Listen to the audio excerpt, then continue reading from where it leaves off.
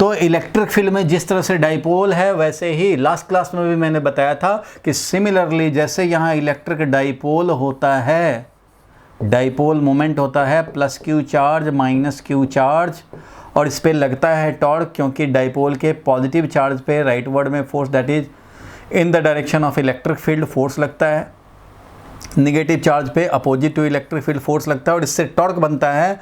और ये टॉर्क का टेंडेंसी क्या होता है भाई, तो टॉर्क काम ये करता है कि डाइपोल मोमेंट को अलाइन कर देता है इन the direction of electric field, और इसी के बेसिस पे हम लोगों ने डाइलेक्ट्रिक में पोलराइजेशन पढ़ा था, याद होगा। पोलराइजेशन हम लोग इसी के बेसिस पे तो पढ़ते थे। तो पोलराइजेशन इन द डाइपोल होता था, alignment of electric dipole in the direction of electric field. और ऐसा आने में ये एसएचएम भी करता था, स्मॉल ऑसिलेशन के लिए एसएचएम करता था और फाइनली सेटल करता था इस कंडीशन में जिसको थीटा इक्वल टू 0 वाला ओरिएंटेशन बोलते हैं, और इसको हम लोग स्टेबल इक्विलिब्रियम भी बोलते हैं। क्या बोलते हैं इसको? स्टेबल इक्विलिब्रियम भी बोलते हैं। ये सब हम लोगों ने चैप्टर 1 में पढ़ा था, स्टेबल इक्विलिब्रियम कंडीशन। क्योंकि इसको अगर हम लोग इस पोजीशन से थोड़ा भी डिस्प्लेस करके छोड़ दे तो ये ऐसे ऐसे ऐसे ऐसे ऑसिलेट करके फाइनली इसी डायरेक्शन में सेट हो जाएगा। और इसके लिए जब ऑसिलेशन होता है तो उसका जो टाइम पीरियड होता था, याद होगा, इसका टाइम पीरियड होता था, लास्ट क्लास में हम लोगों ने ऑब्टेन भी किया था, 2π√I/PE।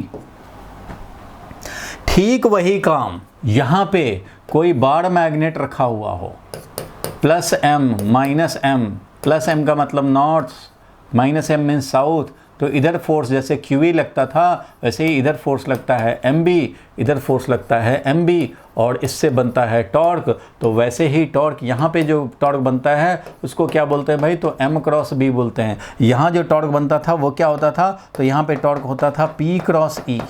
बिल्कुल एनालॉगी, इसलिए मैं दिखाता चल रहा हूँ, चैप्टर 1 रिवाइज हो रहे हैं थोड़े थोड़े।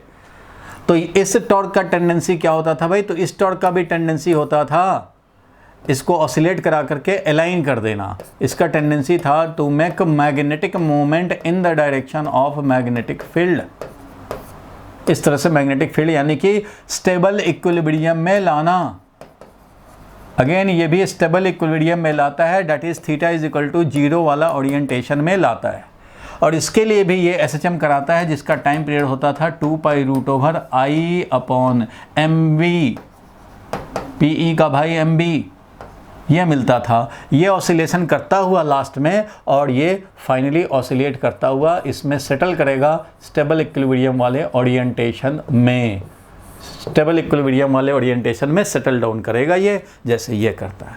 सिमिलर कंडीशन, इलेक्ट्रिक फील्ड हो या मैग्नेटिक फील्ड हो, काम हमारा वैसा ही हो रहा है।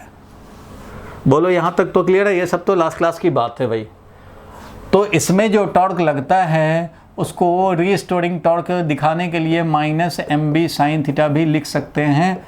वैल्यू वाइज खाली बात करें, अगर ये टॉर्क है जो कि M×B है, तो यहाँ पे ये निगेटिव साइन रीस्टोरिंग बताता है। ओनली टॉर्क का मैग्नीट्यूड की बात करें तो वो है MB sin थीटा, और डायरेक्शन के साथ की बात करेंगे तो भाई माइनस साइन रीस्टोरिंग बताता है। मीन्स अगर थीटा हमारा क्लॉकवाइज में होगा तो ये एंटी क्लॉकवाइज में टॉर्क होगा। अच्छा भाई, तो ये टॉर्क है, तो इस टॉर्क का वेरिएशन कई बार 1 मार्क्स का क्वेश्चन आ जाता है, इलेक्ट्रोस्टैटिक्स में भी था, टॉर्क का वेरिएशन विद थीटा।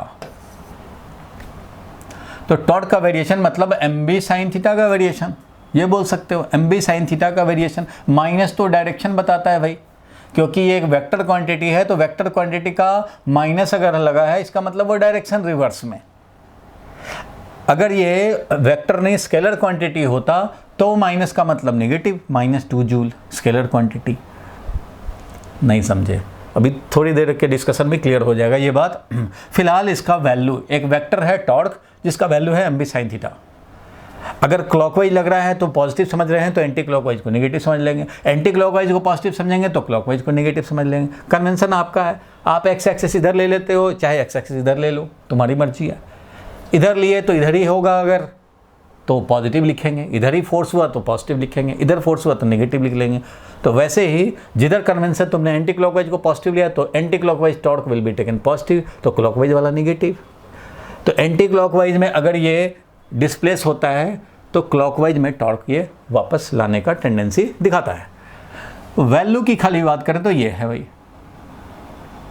तो हम लोग अगर इसको प्लॉट करना चाहें, टॉर्क को प्लॉट करना चाहें, तो इसको हटा देता हूँ मैं, एक ही चीज़ को प्लॉट करूँ, minus sign is showing restoring tendency. ठीक है भाई, इधर मैं टॉर्क दिखा रहा हूँ, इधर थीटा दिखा रहा हूँ, तो इसको मैं कैसे प्लॉट करूँ? अगर हम लोग साइन थीटा की बात करें तो ये ऐसे है, और ये ध्यान रखना कि थीटा का वैल्यू जो हमारा m और b में जो एंगल होगा वो हमारा थीटा का वैल्यू 0 से लेकर के मैक्सिमम कहाँ तक हो सकता है? 180 तक, क्योंकि ये दो वेक्टर के बीच का एंगल है, और दो वेक्टर के बीच का एंगल 180 से ज़्यादा होता ही नहीं है। दो वेक्टर के बीच का एंगल होता है when their tails are meeting, दो वेक्टर a एंड b उनके टेल मैचिंग कर रहे हैं, तब जो स्मॉलर एंगल होता है उसी को एंगल बिटवीन टू वेक्टर बोलते हैं, तो वो ये है। अब अगर ये a और ये b हो जाए तो सबको मालूम है भाई कि ये और एक ये, तो लार्जर तो एंगल लेंगे नहीं, स्मॉलर एंगल ये है। और अगर ये a वेक्टर हो और ये b वेक्टर हो तो भाई ये वाला है एंगल, और अगर ये a वेक्टर हो और ये b वेक्टर हो तो ये एंगल नहीं लेंगे, ये एंगल लेंगे। इसलिए 180 से ज़्यादा तो हो ही नहीं सकता। Angle between two vector can not be more than 180, इसलिए जो हम लोगों को एनालिसिस करने हैं 180 तक में ही करने हैं। अब देखो ये है 90 डिग्री, 90 डिग्री पे मैक्सिमम। सो कई बार पूछ दिया जाता है कि मैक्सिमम टॉर्क कब होगा, कितने एंगल पे होगा, और वो मैक्सिमम टॉर्क कितना होगा। तो मैक्सिमम टॉर्क भैया हो जाएगा m b sin 90 degree means 1, m b sin 90 degree means 1। This is the maximum value of torque जो कि 90 डिग्री पे है। मिनिमम टॉर्क कब होगा भाई? तो 0 पे टॉर्क हो जाएगा, या थीटा इक्वल टू 180 पे 0 टॉर्क हो जाएगा, वही मिनिमम टॉर्क होगा, वही मिनिमम टॉर्क होगा। ये मत सोचना कि अच्छा ये साइन थीटा होता है तो मिनिमम वैल्यू तो ये, मिनिमम वैल्यू ये, ऐसा सोचने लगे तो ऐसा नहीं सोचना है। क्योंकि निगेटिव, अगर मान लो टॉर्क निगेटिव है, इसका मतलब डायरेक्शन उधर। अब कोई फोर्स लगा रहा है 2 न्यूटन, कोई फोर्स इधर लगा रहा है -3 न्यूटन, मतलब 3 न्यूटन इधर, तो लार्जर कौन? ये +2 कि -3, लार्जर कौन? -3 वाला लार्जर होगा। क्यों? कि माइनस तो यहाँ पे वेक्टर का डायरेक्शन बता रहा है भाई, ये 3 न्यूटन है, इधर 2 न्यूटन है, इधर 3 न्यूटन है, इधर 2 न्यूटन है, तो लार्जर कौन? 3 न्यूटन वाला। सो वेक्टर में निगेटिव होना मतलब जस्ट डायरेक्शन रिवर्स हो रहा है, इसलिए -3 वाला लार्जर टॉर्क हो गया, लार्जर फोर्स हो गया। ये समझ गए बात? सो मैक्सिमम टॉर्क ये है, और मिनिमम टॉर्क अगर मैं यहाँ लिखना चाहूँ तो मिनिमम टॉर्क लिख दूंगा, तो मिनिमम टॉर्क इज 0, और वो है 0 पे भी 180 पे भी। ठीक है, निगेटिव नहीं दिखेंगे, निगेटिव नहीं लिखेंगे। अब जरा हम लोग देखें इसमें पोटेंशियल एनर्जी की बात करें। टॉर्क जैसे यहाँ होता था उधर P क्रॉस E, वैसे ही यहाँ होता था। देखो टॉर्क वहाँ भी लिखते थे तो -PE साइन थीटा लिखते थे, याद होगा, इसी को हम लोगों ने प्लॉट भी किया था। ये साइन वाला है, इसका निगेटिव अगर करोगे तो ये ऐसे वाला हो जाएगा, कोई बात नहीं है। लेकिन हम लोग निगेटिव इसलिए नहीं कर रहे हैं क्योंकि डायरेक्शन हमारा तो भाई निगेटिव मतलब डायरेक्शन अपोजिट, इसलिए उसको दिखाने की ज़रूरत नहीं है। निगेटिव का मतलब है डायरेक्शन अपोजिट, क्लॉकवाइज को बदले में एंटी क्लॉकवाइज, तो इसलिए सिर्फ हम लोग यहाँ पे वैल्यू से मतलब रख रहे हैं, दिखा रहे हैं दोनों, पॉजिटिव का वैल्यू, निगेटिव का वैल्यू। निगेटिव वैल्यू है -2, पॉजिटिव वैल्यू है +3, तो ये +3 तो ज़्यादा है ही, लेकिन ये +2 हो जाए और ये -3 हो जाए तो -3 ज़्यादा हो जाएगा, क्योंकि माइनस मतलब डायरेक्शन रिवर्स होना। अच्छा चलो थोड़ी देर में और क्लियर होगा। मैं पोटेंशियल एनर्जी जब साथ साथ दिखाऊंगा तब ज़्यादा क्लियर होगा। पोटेंशियल एनर्जी बताओ क्या होता था इलेक्ट्रिक डाइपोल का? इलेक्ट्रिक डाइपोल जब रखते थे तो पोटेंशियल एनर्जी क्या होता था इलेक्ट्रिक फील्ड में? भूल गया है भाई, -P.E, याद आया? अरे याद आया? पोटेंशियल एनर्जी याद आया भाई भुवनेश?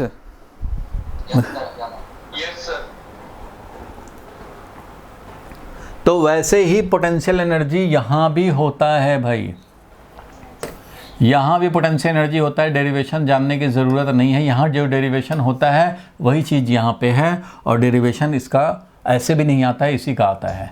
जब था भी ना, डेरिवेशन पढ़ना, तब भी इसका डेरिवेशन कोई नहीं कराता है। इसका आ जाएगा similarly minus M dot B,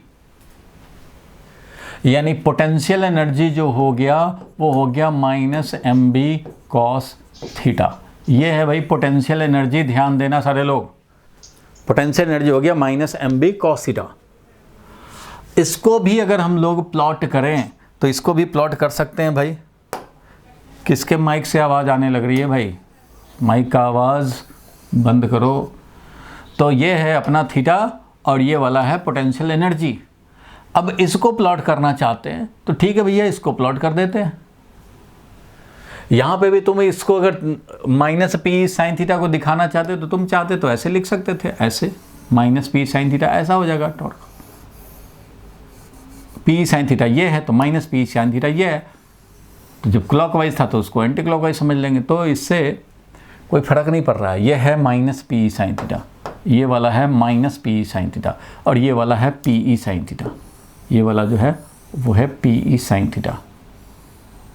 तो यहाँ पे वेक्टर क्वांटिटी है टॉर्क, इसलिए निगेटिव का कोई मतलब नहीं है, सिर्फ डायरेक्शन से मतलब है। यहाँ पे लेकिन देखो पोटेंशियल एनर्जी दिखा रहा हूँ।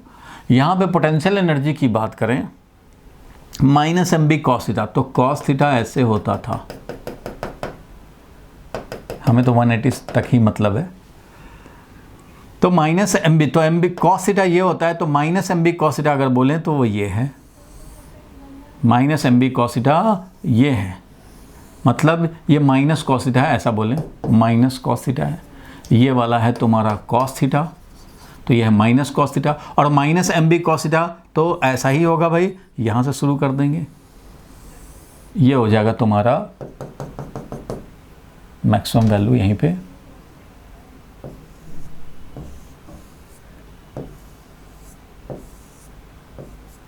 ये हो गया तुम्हारा minus M B cos theta. इसको अगर मैं थोड़ा और हाईलाइट कर देता हूँ, ये है तुम्हारा फाइनली जो ग्राफ पोटेंशियल एनर्जी का है वो ये ग्राफ है,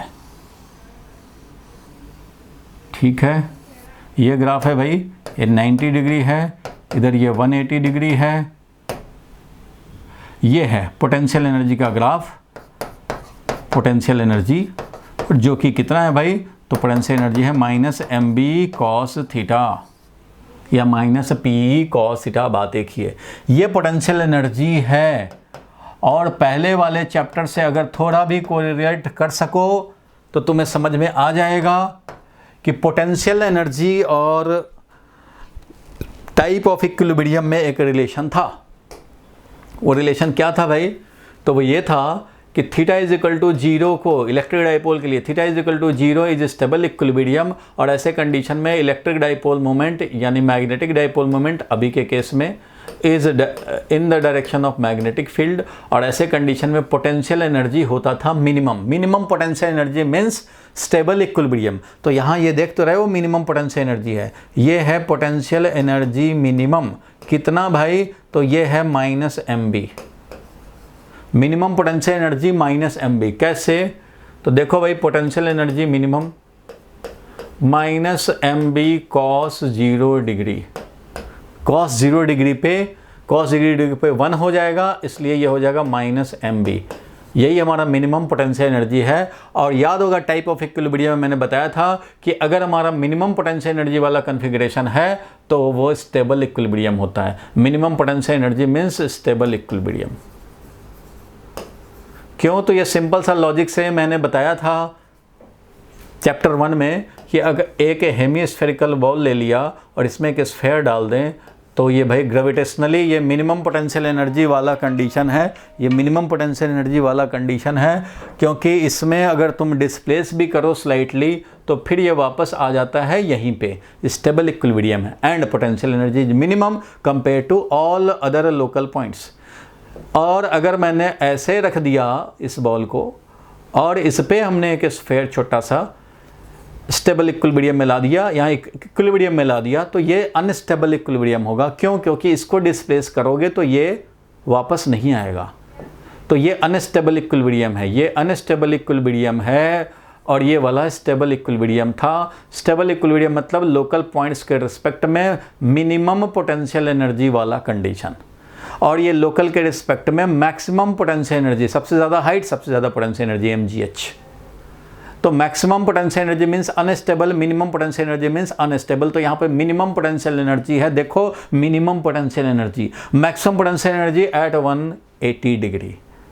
अनस्टेबल इक्विलिब्रियम होगा at theta is equal to 180 degree, और 180 डिग्री पे कॉस थीटा हमारा इस कंडीशन में -1 हो जाएगा। इस कंडीशन में क्योंकि कॉस 180 डिग्री -1 होता है, तो पोटेंशियल एनर्जी जो निकालोगे -mb और कॉस 180 डिग्री, तो ये -1 होकर के +m हो जाएगा, दैट इज +mb हो जाएगा। और प्लस पॉजिटिव mb होना मतलब मैक्सिमम पोटेंशियल एनर्जी, ये है मैक्सिमम पोटेंशियल एनर्जी जो कि है अनस्टेबल इक्विलिब्रियम पे। तो इसलिए ये अनस्टेबल इक्विलिब्रियम हुआ, यहाँ दिखाया मैंने।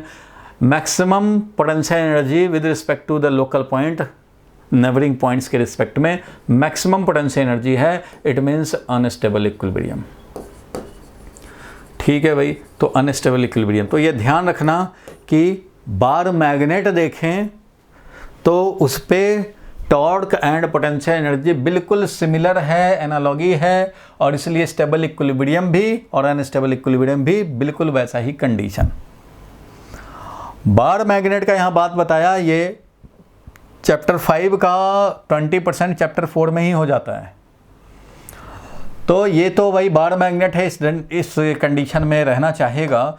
इसका मैं थोड़ा सा कॉइल पे बताऊं। अब अगर ये कॉइल की बात करें तो कॉइल और मैग्नेट दोनों हैं, लास्ट क्लास में भी देखा था कि दोनों क्या हैं, एनालॉगी हैं, मैग्नेट या कॉइल। तो ये अगर ये देखो येलो वाला जो पोजीशन है मैग्नेट का, तो समझो कि ये वाला है कॉइल, ये वाला है कॉइल इसके कॉरस्पॉन्डिंग। इसलिए इसका मैग्नेटिक मोमेंट, जैसे इलेक्ट्रिक डाइपोल का मैग्नेटिक मोमेंट होता है, ये इलेक्ट्रिक डाइपोल मोमेंट का जो इलेक्ट्रिक डाइपोल मोमेंट होता है वो नेगेटिव चार्ज से पॉजिटिव चार्ज की तरफ होता है। ये है डाइपोल मोमेंट का डायरेक्शन। वैसे ही इधर भी मैग्नेटिक डाइपोल मोमेंट का भी डायरेक्शन निगेटिव पोल से पॉजिटिव पोल की तरफ, ये है तुम्हारा मैग्नेटिक मोमेंट का डायरेक्शन।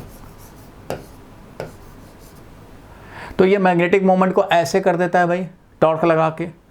मीन्स ये कॉइल जो ऐसे था पहले, मान लो सस्पेंड किया था, और ये ऐसे जो कॉइल था, जैसे ही मैग्नेटिक फील्ड अप्लाई किया तो ये जो सस्पेंडेड है वो कॉइल को ऐसे कर देगा, और इसका मैग्नेटिक मोमेंट इस डायरेक्शन में हो जाएगा ड्यू टू द टॉर्क। कौन सा टॉर्क? यही वाला टॉर्क। इस टॉर्क से ये स्टेबल इक्विलिब्रियम में ला देगा, magnetic moment in the direction of magnetic field ला देगा और स्टेबल इक्विलिब्रियम को गेन कर लेगा।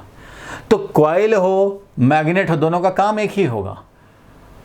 मैग्नेट में मैग्नेटिक मोमेंट होता है NIA, ये मैग्नेट में होता है मैग्नेटिक मोमेंट, लास्ट क्लास में बताया था, pole strength multiplied by length. और हमारा कॉइल में मैग्नेटिक मोमेंट होता है NIA, मैग्नेटिक मोमेंट होता है NIA, याद होगा, याद है ना भाई इतना? बोलो पहलवानों, अब बोल नहीं रहे हो। भुवनेश क्लियर हुआ? अर्णव, आदित्य, भुवनेश क्लियर है? एकता बताओ क्लियर है? शाश्वत? Yes sir. भाई जो बिना कवर किए अगर आ गए हैं तो उनको समझने में मुश्किल हो जाएगी।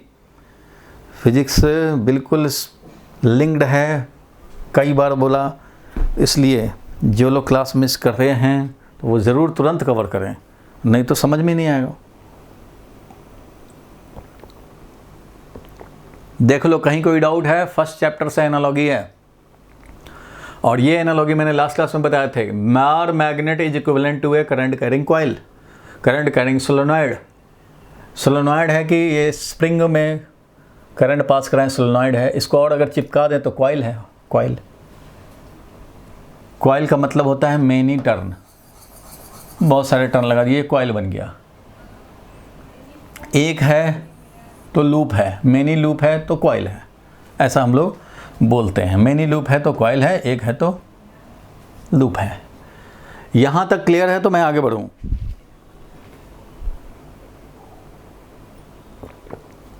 चलो, तो यहाँ तक क्लियर है। तो अब हम लोग थोड़ा सा इस चैप्टर को थोड़ा रिकैप करेंगे। लास्ट बचा हुआ है थोड़ा सा टॉपिक, इसको हटा रहा हूँ मैं। ये इस चैप्टर का एनसीईआरटी का समरी पॉइंट है। ये जो मैं दिखा रहा हूँ 5-7 पेज हैं, ऐसे 5-7 पेज में सारे एनसीईआरटी समराइज्ड हैं। तो मैं चाह रहा हूँ कि उसको रिकैप करता चलूँ। एनसीईआरटी में 4.1 पैराग्राफ का ये 2 कंक्लूज़न पॉइंट है। हर पैराग्राफ का 2-3 कंक्लूज़न पॉइंट है। तो वही चीज़ यहाँ लिखा हुआ है। अगर इतने साइज में दिख रहा है आपको लिखा हुआ तो ठीक है, नहीं तो मैं बड़ा करूँगा। बोलो भाई, बड़ा करें? ये दिख रहा है? दिख रहा है तो इधर लिखने का स्पेस रहेगा। दिख रहा है ना पक्का कि बड़ा करूँ? बोलो भाई।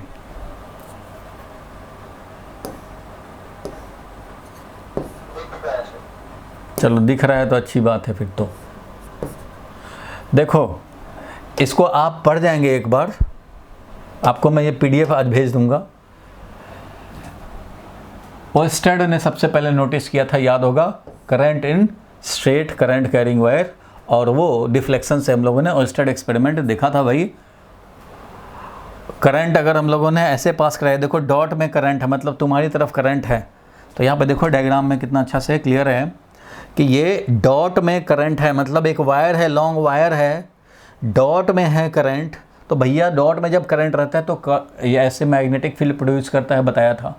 तो वही रिकैप हो रहा है, समझो। मैग्नेटिक फील्ड ये है, और मैग्नेटिक फील्ड जब ऐसा है इसके लिए, तो यहाँ देख रहे हो कंपास नीडल रखा हुआ है। कंपास नीडल का अगर मैग्नेटिक फील्ड ऐसे होता है तो ये इस तरह से अलाइन होता है। जो कलर्ड होता है वो नॉर्थ की तरफ होता है, ये नॉर्थ, ये साउथ, और ये है मैग्नेटिक फील्ड। क्यों अलाइन होता है तो वो तो तुम अभी के डिस्कशन में समझ ही गए होगे कि ये है अगर मैग्नेटिक फील्ड, और तुमने कंपास नीडल ऐसे रख दिया, तो कंपास नीडल ऐसे होने का मतलब होता है कि ये वाला है नॉर्थ और इधर है साउथ। तो यहाँ पे लगेगा एमबी फोर्स, यहाँ लगेगा एमबी फोर्स, इस तरह से लगेगा एमबी फोर्स। ये एमबी क्या करेगा, घुमा देगा, और घुमा देगा तो ये कैसे आ जाएगा भाई, तो ये इस तरह से अलाइंड हो जाएगा। तो इसलिए नॉर्थ इधर और साउथ ऐसे नज़र आएगा। मैग्नेटिक फील्ड अगर ऐसे है तो ये इस तरह से। तो वही देखो, ये मैग्नेटिक फील्ड ऐसे सर्कुलर होता है, तो इसलिए ये ऐसे दिखा रहा है। ये मैग्नेटिक फील्ड है तुम्हारा, ये मैग्नेटिक फील्ड है, ऐसा ही तो बनता है मैग्नेटिक फील्ड।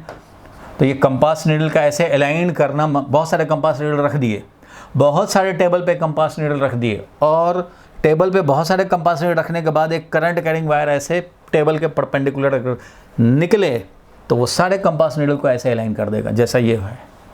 और भी रहता है यहाँ वहाँ, वो भी अलाइन हो जाता है। क्रॉस में जब करंट कैरिंग वायर होगा तो ये ऐसे हो जाएगा। देखो ये ऐसा दिखा रहा है, ये तो बता रहा है इस डायरेक्शन में है, कंपास नीडल खुद बता रहा है।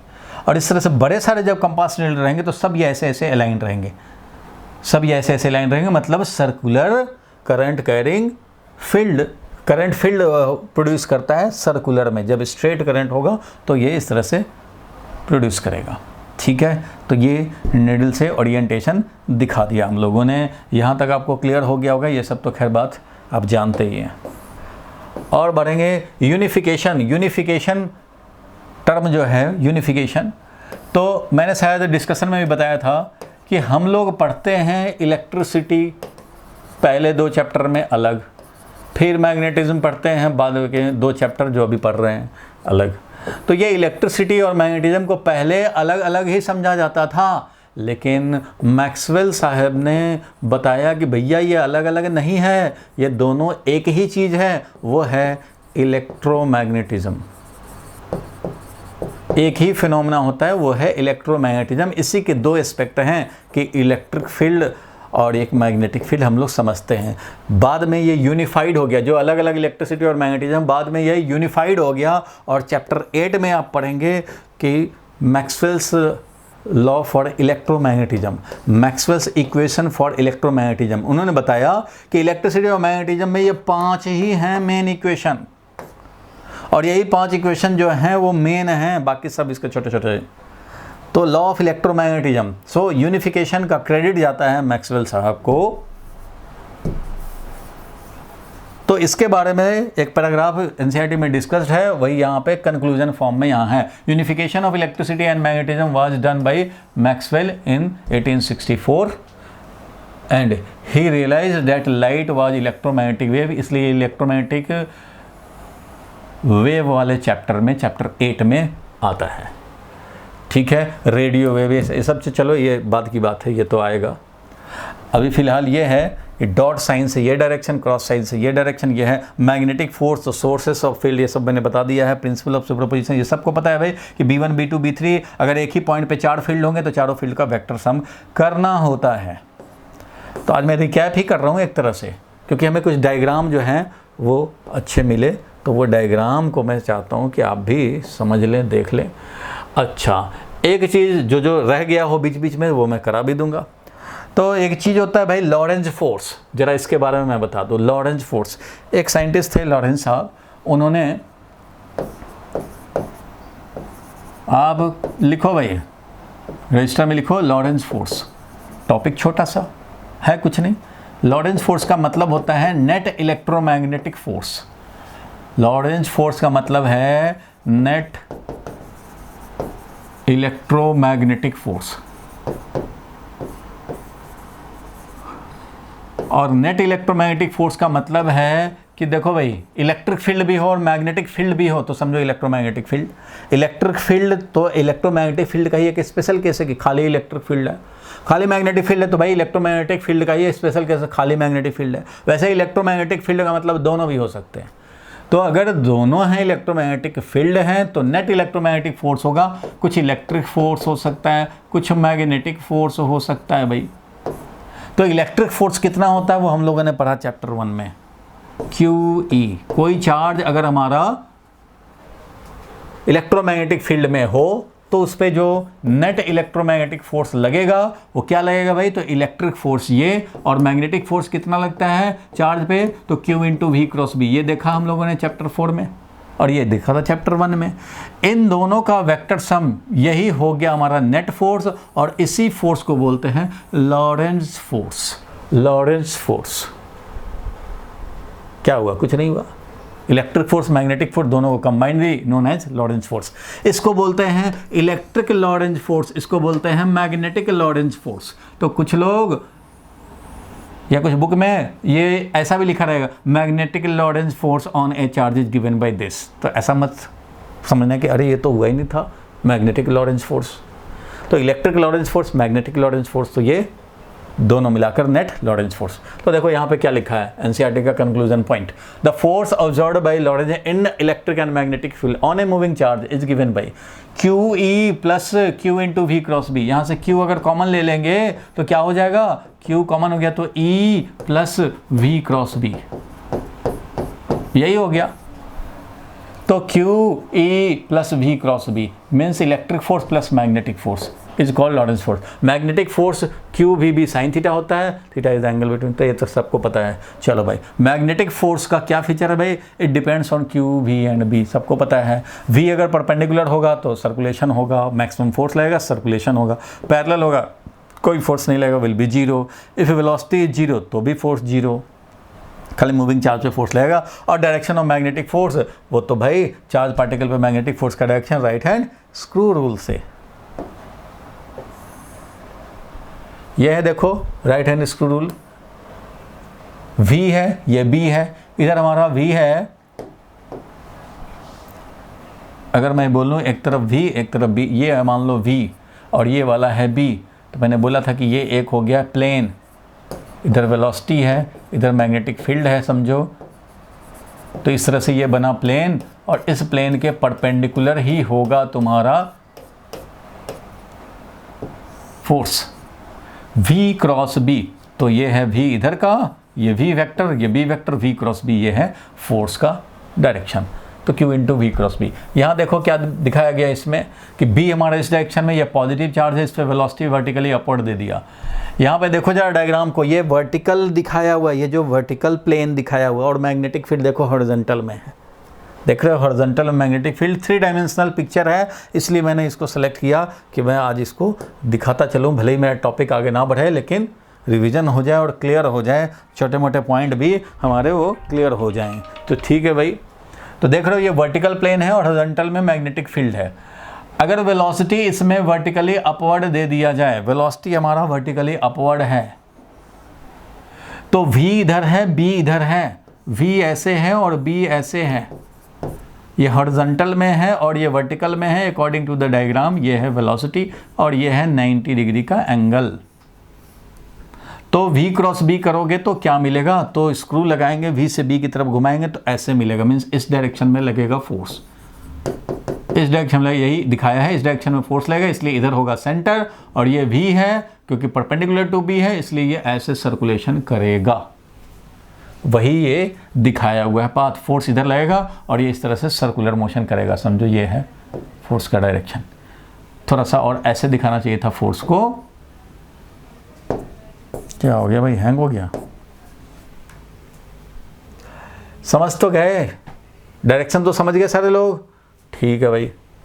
हम लोग magnetic force on a current carrying conductor, वो हम लोगों ने देख लिया था। Magnetic force on a current carrying conductor, देखो भाई I into L cross B होता था, याद होगा। तो L इस डायरेक्शन में है, B यहाँ क्रॉस में दिया हुआ है, इसलिए L क्रॉस B करोगे तो तुम्हें मिल जाएगा डायरेक्शन। देखो इधर L है, I इंटू करंट का डायरेक्शन I इंटू एल, और ये B है तो L क्रॉस B। जो लोग पहले क्लास कर लिए उसको बड़े आराम से समझ में आएगा। तो L क्रॉस B किया, अपर डायरेक्शन में फोर्स लगा इस डायरेक्शन में। इसलिए ये भी एक क्वेश्चन आता है, ध्यान देना, कि अगर मान लो, सब लोग ध्यान से देखना, कि ये करंट कैरिंग वायर को हम लोग, अगर करंट कैरिंग वायर हो तो इसको हम लोग एयर में भी इक्विलिब्रियम में ला सकते हैं, इसको एयर में भी इक्विलिब्रियम में ला सकते हैं। कैसे? तो देखो मैग्नेटिक फोर्स लग रहा है ऊपर, वेट लगेगा नीचे, इसका जो mg वेट है इसको हम लोग फ्लोटिंग कंडीशन में ला सकते हैं। इसका जो mg वेट है और इस पे करंट इस डायरेक्शन में अगर चले तो I इंटू एल, और ये B मैग्नेटिक फील्ड अगर ऐसे रहे तो L cross B upward direction में। तो I into L cross B करें तो ILB फोर्स अगर इक्वल टू mg हो जाए तो ये इक्विलिब्रियम में होगा, और ILB फोर्स मैग्नेटिक फोर्स ज़्यादा होगा तो ये अपवर्ड एक्सेलरेट हो जाएगा, कम होगा तो ये डाउनवर्ड एक्सेलरेट हो जाएगा। सो अगर इसको इक्विलिब्रियम में मेंटेन करने हैं तो ILB फोर्स उतना ही रहे जितना वेट है। तो ये फ्लोटिंग कंडीशन में भी आ सकता है, इस पर भी कई बार न्यूमेरिकल आते हैं। तो ध्यान रखना, मैग्नेटिक फोर्स अगर अपवर्ड ले सकते हैं, it means we can balance the weight, और वेट को बैलेंस कर देंगे तो फ्लोटिंग कंडीशन में ये रॉड आ जाएगा। अच्छा भाई, कोई बात नहीं है। तो मैग्नेटिक फोर्स हम लोगों ने देखा, magnetic force on a current carrying conductor. तो डेरिवेशन तो खैर अब हम लोग को जानना नहीं है। फाइनली जो रिजल्ट आएगा I into L cross B, I into L cross B आया। I into D L cross B ज़्यादा सूटेबल होता है, इसलिए इसको हम लोग ऐसे समेसन के फॉर्म में ना लिख करके क्या लिखते हैं भाई, तो हम लोग ने लिखा ही था I into D L cross B. ये है I into D L cross B. और अगर करंट सेम रहा, मैग्नेटिक फील्ड भी सेम रहा, तो दोनों बाहर निकल जाएंगे और डी एल इंटीग्रेट होगा, तो इससे मिल जाता है I into L cross B. L मतलब L इनिशियल से फाइनल तक, तो यही है I into L cross B. चलो भाई, कोई बात नहीं है, यहाँ तक हम लोग समझे।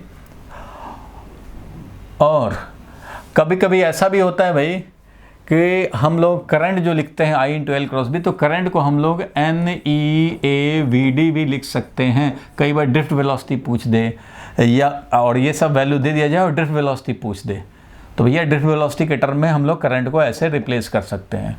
तो यहाँ पे भी कहीं देखो NEAVD को हम लोग करंट लिखते हैं, तो इसलिए करंट को चाहें तो NEAVD भी लिख सकते हैं। कभी भी हमें E या N या VD में से किसी का रिक्वायरमेंट हो तो करंट को रिप्लेस कर देंगे NEAVD से। ठीक है, करंट को रिप्लेस कर देंगे। देखो भाई यही तो है NEAVD, तो फोर्स क्या हो गया, NEAVD तो करंट हो गया, I into L cross B. देखो ये L है, ये B है, L क्रॉस B, और ये बाकी NEAVD ये तो करंट है, तो करंट इंटू ये हो गया I into L cross B. तो यही है, कुछ अलग नहीं है, ये वही है। मीन्स करंट को आप जब मर्जी तब NEAVD से रिप्लेस कर सकते हो, कभी भी तुम्हें इंटरेस्ट हो इसमें, या क्वेश्चन के न्यूमेरिकल में ये सब पैरामीटर दे दिए गए हों और ड्रिफ्ट वेलोसिटी पूछ रहा हो, तो ऐसे कंडीशन में current will be replaced NEAVD से। ठीक है भाई, ये बिल्कुल क्लियर हो गया। तो अब आगे बढ़ते हैं हम लोग। इसमें देखो motion of magnetic field, motion in magnetic field, तो ये पता ही है तुम्हें, जब भी हमारा परपेंडिकुलर क्रॉस है फील्ड और ऐसे दे वेलोसिटी, तो v क्रॉस b अपवर्ड लगा तो सेंटर बना, ये सर्कुलर मोशन होने लग गया। सर्कुलर मोशन में एफ बी फोर्स लगता है और ये क्यू भी फोर्स लगता है जो कि सेंट्रीपिटल देता है, radius M B by Q B. अब देखो जरा इसमें एक चीज़ और जरा समझें, M B by Q B है तो रेडियस को हम लोग एम बी को पी भी लिख देते हैं, तो P upon Q B is the radius of the circular path. Radius है M B by Q B, M B P भी होता है इसलिए पी अपॉन क्यू बी भी लिख सकते हैं। और एक और चीज़ शायद मैंने पहले भी बताया हो, नहीं भी बताया हो तो अभी समझ लोगे, काइनेटिक एनर्जी होता है पी स्क्वायर अपॉन 2m। कैसे भाई? तो काइनेटिक एनर्जी होता है हाफ एम वी स्क्वायर, सबको मालूम है, इसलिए यहाँ पे m से मल्टीप्लाई डिवाइड करते हैं, हाफ एम वी स्क्वायर है, इसको हम लोग एक और एक्स्ट्रा m से मल्टीप्लाई एंड डिवाइड करते हैं तो यहाँ एम स्क्वायर वी स्क्वायर हो जाता है, न्यूमरेटर में एम वी का होल स्क्वायर हो गया और डिनोमिनेटर में 2m हो गया, तो एम वी को ही मोमेंटम बोलते हैं। So kinetic energy is equal to P square upon 2m, और यहाँ से हम लोग पी स्क्वायर जो लिखते हैं वो लिखते हैं 2m इंटू काइनेटिक एनर्जी। ध्यान देना, इसलिए p का वैल्यू हो जाएगा 2m इंटू काइनेटिक एनर्जी। बड़ा इंपॉर्टेंट आज बात बीच बीच में डिस्कस हो जाएंगे जो न्यूमेरिकल में आपको बहुत हेल्प करेंगे। तो ये है मोमेंटम, तो इसलिए रेडियस जो हम लोग M B by Q B यानी कि p अपॉन क्यू बी लिखते हैं, तो कभी कभी काइनेटिक एनर्जी दिया रहेगा तो p के बदले में 2m इंटू काइनेटिक एनर्जी, ये हो गया मोमेंटम अपॉन क्यू बी भी लिख सकते हैं। तो इसलिए ये भी ध्यान रखने हैं, हमेशा ये नहीं कि एम भी बाई क्यू बी और वेलोसिटी ही हमेशा ढूंढो, p भी दिया जा सकता है, काइनेटिक एनर्जी भी दिया जा सकता है, तो इस टर्म में भी लोग याद रखते हैं। वैसे अगर ना भी याद रहे और सिर्फ ये याद है तो भी हम स्पीड निकाल लेंगे, मोमेंटम से स्पीड निकाल लेंगे। काइनेटिक एनर्जी दिया हो तो इससे भी स्पीड निकाल लेंगे और निकाल करके तब रेडियस में डाल देंगे, तब भी आप सॉल्व कर सकते हैं। लेकिन रेडीमेड अगर याद रहे तो ज़्यादा अच्छा है, इसलिए देखो रेडियस ऑफ सर्कल दे दिया है, radius equal to M B by Q B, P upon Q B या 2m kinetic energy upon Q B, सब एक ही बात है। और इसका एक और भी फॉर्मूला होता है, रेडियस जो आया under root 2m kinetic energy, ध्यान देना ये है रेडियस। इसका एक और फॉर्मेट ये आता है कि अंडर रूट 2m और काइनेटिक एनर्जी को लिख दिया जाता है q into delta we. Kinetic energy को q इंटू डेल्टा वी भी लिखते हैं। जब किसी चार्ज को हमने सर्टेन पोटेंशियल डिफरेंस से जब एक्सेलरेट कराते हैं तो उसमें काइनेटिक एनर्जी इतना ही गेन होता है। किसी चार्ज को, ध्यान देना, किसी चार्ज को अगर हमने डेल्टा वी पोटेंशियल डिफरेंस से एक्सेलरेट करा दिया, मतलब यहाँ रेस्ट में था और इसको इतना पोटेंशियल डिफरेंस से एक्सेलरेट कराया, तो कुछ ये वेलोसिटी यहाँ गेन कर लेगा। इतना पोटेंशियल डिफरेंस से पॉजिटिव चार्ज होगा तो हाई से लो पोटेंशियल की तरफ जाएगा, निगेटिव होगा तो लो से हाई की तरफ जाएगा। जब ये delta we potential difference cross करता है कोई भी, बिल्कुल ध्यान से समझना है इस बात को, ये आगे के चैप्टर में भी काम आएंगे। मैं इधर अलग से दिखा दे रहा हूँ, यहाँ पे देखो सारे लोग, ऐसा समझे। यहाँ पे देखो, कभी भी मान लो हमने सर्टेन पोटेंशियल डिफरेंस से एक चार्ज को एक्सेलरेट कराया, ये चार्ज Q है, यहाँ पे इनिशियल वेलोसिटी 0 था, एक्सेलरेट होते होते स्पीड गेन करते करते यहाँ आकर के स्पीड हो गया मान लो u हो गया स्पीड, या कुछ भी लिखें, v लिख दें या u0 लिख दें, चलो u0 हो गया स्पीड, तो ये u0 हो गया। बिल्कुल ध्यान देना ये, तो कभी भी चार्ज को जब एक्सेलरेट कराएंगे तो इस पर वर्क होगा। When charge moves through certain potential difference, तो इस पर कुछ वर्क होता है, होना ही चाहिए भाई, होता है। और ये वर्क होगा चेंज इन काइनेटिक एनर्जी, क्योंकि पहले काइनेटिक एनर्जी 0 था, अब काइनेटिक एनर्जी कुछ आ गया, मान लो k0, तो भैया वर्क कितना होगा, तो any charge when accelerated through और पास्ड और transferred through delta we potential difference, याद होगा q into v2 minus v1, यही तो वर्क डन होता है, q इंटू डेल्टा वी। तो this is equal to changing kinetic energy, k0 पहले था 0, तो एक्सेलरेट कराओगे तो ऐसा ही होगा, 0 से सर्टेन काइनेटिक एनर्जी आ गया। अच्छा भाई, तो q into delta V is equal to हो गया काइनेटिक एनर्जी जो उसको यहाँ पे मिला, यहाँ पे काइनेटिक एनर्जी मिला k0, यहाँ काइनेटिक एनर्जी था 0, यहाँ के नॉट मिला, तो K naught is equal to Q into delta भी ऐसा लिख सकते हैं। ये कितने स्पीड से निकलेगा वो अगर लिखना चाहते हैं तो यहाँ पे ये हो जाएगा कि एम वी नॉट स्पीड से निकला तो M V naught half M V naught square ऐसा बोलते हो भाई, kinetic energy is equal to Q into delta V ऐसा लिखते हैं। इसलिए यहाँ से वी नॉट चाहे तो निकाल सकते हैं, वी नॉट का वैल्यू निकालना होगा तो twice Q into delta V divided by M under root ऐसा करके निकाल सकते हैं। बट कभी भी काइनेटिक एनर्जी को हम लोग रिप्लेस कर सकते हैं क्यू इंटू डेल्टा वी से, कब? जब कोई पार्टिकल को, कोई चार्ज को एक्सेलरेट कराए हो डेल्टा वी पोटेंशियल डिफरेंस से। तो ज़्यादातर तुम्हें मिलेगा, ये वाला भी मिल जाएगा कभी फॉर्मूला भाई, ये भी न्यूमेरिकल में काम आता है। दे देगा चार्ज को, प्रोटॉन को हमने 3 वोल्ट से एक्सेलरेट कराए और इसको अब परपेंडिकुलर मैग्नेटिक फील्ड में डाल दिए, अब बताओ रेडियस क्या होगा। तो भैया 3 वोल्ट से एक्सेलरेट कराए तो काइनेटिक एनर्जी कितना दिए, तो चार्ज इलेक्ट्रॉन का इंटू डेल्टा भी 3 वोल्ट। तो इसको फॉर्मूला में हम लोग ऐसे भी लिखा मिलेगा तुम्हें, charge multiplied by V, V दे देते हैं। वी मतलब यहाँ पे पोटेंशियल डिफरेंस, वी मतलब डेल्टा वी, वी मतलब डेल्टा वी। बोलो ये क्लियर हुआ point? Means radius of the circular path के कितने सारे फॉर्मूला हो गए, 1 नंबर, 2 नंबर, 3 नंबर और ये 4 नंबर। ठीक है, इनमें से जो सूटेबल होगा वो आप काम कर सकते हैं। भाई समझ तो रहे हो सारे लोग? बोलो क्लियर है? Yes, sir. चलो क्लियर है। तो हम लोग अब आगे बढ़ते हैं। ये मैंने जो माइंड में आता जाएगा वो सब मैं कराता जाऊंगा। इस पे भी क्वेश्चन आते हैं, इस पे भी आते हैं, तो मेरे माइंड में चल रहा है। टाइम पीरियड ऑफ रेवोल्यूशन तो वो तो होता ही है 2πr/v, उससे 2πm/q भी मिल जाता था, याद होगा। और frequency of rotation 1 time period कर देते थे भाई, ठीक है भाई। और एंगुलर स्पीड का रिलेशन फ्रीक्वेंसी से तो ये पता ही है तुम्हें कि एंगुलर स्पीड होता है 2π/t, ये तो पता ही है। और 1/t को फ्रीक्वेंसी बोलते हैं, इसलिए इस रिलेशन को भी जब मर्जी यूज कर सकते हैं।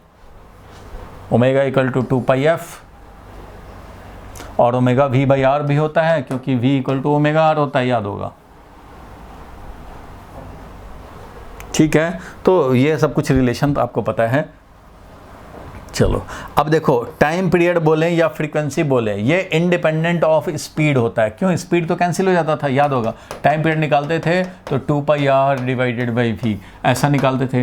2π और रेडियस तो होता है mv/q और डिवाइडेड v करते तो v कैंसिल हो जाता था। इट मीन्स स्पीड चाहे कम हो चाहे ज़्यादा हो, टाइम पीरियड उतना ही होगा, 2πm/q।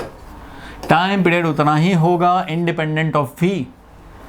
अगर ये कम स्पीड से चल रहा है तो कम ही, छोटा ही रेडियस पे चलेगा, क्योंकि रेडियस देखते हो, रेडियस तो होता है mv/q भी। तो कम स्पीड तो कम रेडियस, ऐसे चलेगा। टाइम लगा 2 second.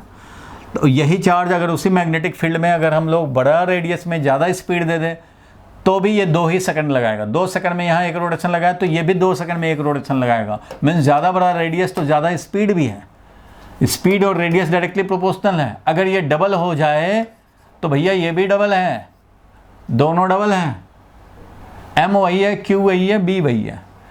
If speed is doubled radius will be double. तो अगर स्पीड भी डबल हो और रेडियस भी डबल हो जाए तो कैंसिल होकर के वही रह जाएगा वैल्यू 2πm/q भी। ना रेडियस नजर आएगा तुम्हें, ना स्पीड नजर आएगा। सो इंडिपेंडेंट होता है, यही पॉइंट यहाँ लिखा हुआ है। टाइम पीरियड और frequency independent of speed of the particle and radius of the orbit.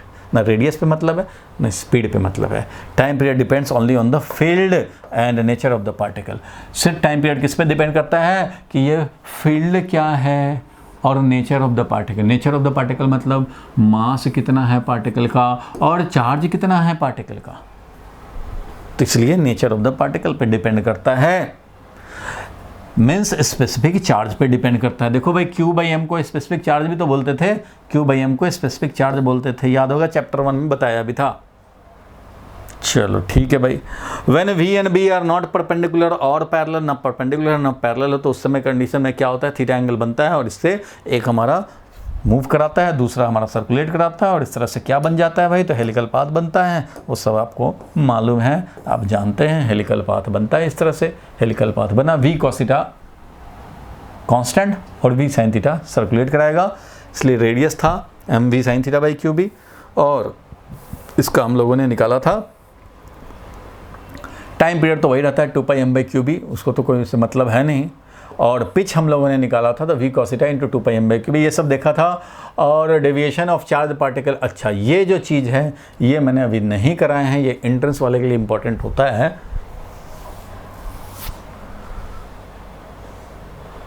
अभी नहीं कराएंगे, इसको हम लोग नोट करके चाहे तो आप रख लो, ये मुझे नेक्स्ट क्लास में याद दिलाना, मैं कराऊंगा। अभी मैं रिवीजन के मोड में हूँ तो इसको पहले ख़त्म करें, उस टॉपिक को याद रखेंगे, छोटा सा टॉपिक है वो कर देंगे। Motion of combined electric magnetic field में, तो कंबाइंड इलेक्ट्रिक मैग्नेटिक फील्ड में अभी देखा तो था लॉरेंस फोर्स लगता है, दोनों फोर्स लगते हैं, ठीक है भाई। और इस पे अच्छा इसमें एक और बड़ा इंपॉर्टेंट सी बात है, चलो भाई इसको मैं साइड करके पहले मैं अभी बताऊं।